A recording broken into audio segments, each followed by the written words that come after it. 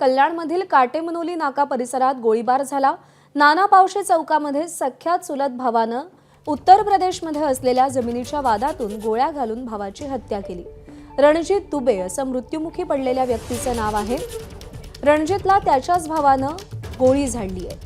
यावेळी रणजित जीव वाचवण्यासाठी रस्त्यानं पळत होता। बाजूलाच असलेल्या इमारतीमधील घरांचा दरवाजाही त्यानं ठोठावला, मात्र कोणीही त्याला मदत केली नाही। धक्कादायक म्हणजे रणजितच्या वडिलांनी अनेक वेळा पोलीस ठाण्यात तक्रार दिली, अर्ज केले, मात्र पोलिसांनी वेळीच दखल घेतली नसल्यानं मुलाची हत्या झाल्याचा आरोप त्यांनी केला।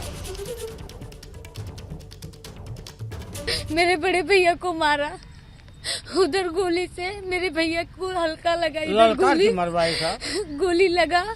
मेरे भैया भाग रहे थे, 5 महिला सीढ़ी पे चढ़े, थक गए, गिर गए लिफ्ट के पास, तो चाकू से 8 चाकू मारा सर। पहले गोली मारे था, गोली पार हो गई है।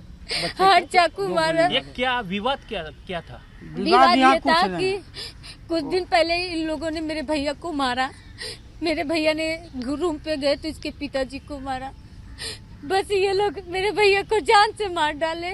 उधर कोलसाबाड़ी में लड़के के फोन करके बुला करके 2-4 लड़के बाहर साहस में खड़े थे और ये काम किया कि बच्चे के अकेले रपटा, तो हाथ में जब पिस्टल देखे पर सभी की हिम्मत खत्म हो गया, तो भागा जान लेकर के। बिल्डिंग में 3-4 महला भागे, एक गोली तो रोड पर चलाया था, तो उस पर वो भागते हुए चौथे महले पर जाते जाते बच्चा मेरा पचई पर गिर गया। पचई पर जब गिरा है चौथे पर, तो उसके कपार में कम से कम 8 वार चाकू से किए हैं।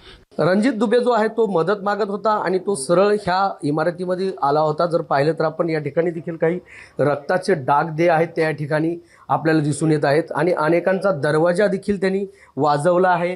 त्यामुळे इथे काही ठसे देखील, रक्त देखील असे दरवाजांवरती आलेलं आहे। मात्र या ठिकाणी घरामधून कोणीही बाहेर आलं नाही अशी माहिती मिळत आहे। आपण जर पाहिलं तर हा 4थ्या मजल्यावर देखील अशा पद्धतीने तो स्वतः चालत गेला, त्यामुळे असं रक्त जे आहे ते असं या भिंतींवरती लागलेला आहे। या ठिकाणी पोलीस सुरक्षा देखील देण्यात आलेली आहे। आपण जर पाहिलं तर 4थ्या मजल्यावरती तो गेला। अनेक या ठिकाणचे जे रहिवासी आहेत यांचे दरवाजे देखील त्यांनी ठोकले, मात्र कोणाचाही रिस्पॉन्स यामध्ये आला नाही। आपण जर पाहिलं तर अशा पद्धतीच्या रक्ताच्या थारोळ्यामध्ये हा रणजित दुबे जो आहे तो पडला आणि या ठिकाणावरून त्याला कोणाचीही मदत मिळाली नाही। ही अशी अत्यंत गंभीर घटना आहे। त्याच्यावरती ज्यावेळेस गोळीबार झाल्याच्या नंतर तो धावत पळत या इमारतीमध्ये आला आणि प्रत्येक नागरिकांचा त्यांनी दरवाजा ठोकला, मात्र त्या दरवाजामधून कुठलाही प्रतिसाद त्याला मिळाला नाही किंवा कोणीही त्याच्या मदतीला आलं नाही आणि तो याच 4थ्या मजल्यावरती रक्ताच्या थारोळ्यात पडून त्याचा मृत्यू झाला।